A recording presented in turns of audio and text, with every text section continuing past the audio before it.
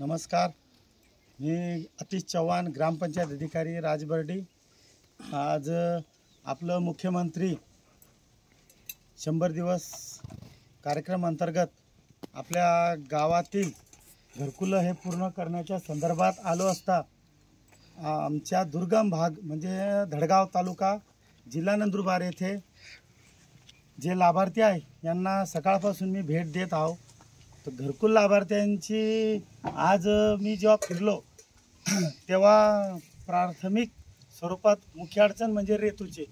आमच्या जवळच इथं एक 2 किलोमीटर किंवा 500 मीटरवर एक उदय नदी आहे। तर उदय नदीवर आम्हाला इथं रेतू भेटते। इथून 50 किलोमीटरवर आपली तापी नदी आहे। तर आमच्या गोरगरीब लाभार्थ्यांना तापी नदीची रेतू काही आणणं शक्य होत नाही। तर यांना ही उदय नदी म्हणजे आमच्याच कार्यक्षेत्रातली आमच्याच जन्मतापासून हे लोक त्या नदीत खेळले वावरले, ही नदीतनं रेतू घेण्यासाठी अडचण येते।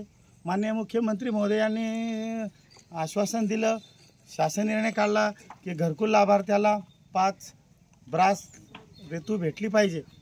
या संदर्भात फार अडचण येत आहे, त्यामुळे घरकुल बरेच पूर्ण होत नाही।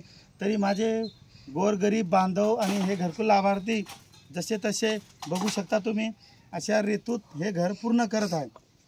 तरी हे लाभार्थी, काय नाव दादा तुमचं? दिलवर सिंग बेकापावरा यांचा अनुभव सांगतील। थोडक्यात सांगा, रेतू भेटते की नाही भेटते, तुमचं काय म्हणणं आहे ते थोडक्यात आपण सांगावे बा।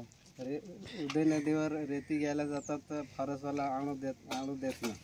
आपण तर घरकुल लाभार्थी ना, तुम्हाला जो मुख्यमंत्र्यांचा आदेश दिलाय, आदेशांना दिला ना आपण त्या दिवशी, मग आदेश दाखवा ना की 5 ब्रास रेतू भेटायला पाहिजे। मग काय अडचण येते तुम्हाला, सांगा ना तुमचं काय म्हणणं आहे? ट्रॅक्टर जमा करून घेतात, ट्रॅक्टर जमा झाला, मग कसं घर पूर्ण करावे? आणि शासनाचं धोरण आहे की 100 दिवसात लाभार्थ्याने घर पूर्ण करावं। मग माझं हेच म्हणणं आहे की आता रेतू नाही तर घर कसं पूर्ण होणार?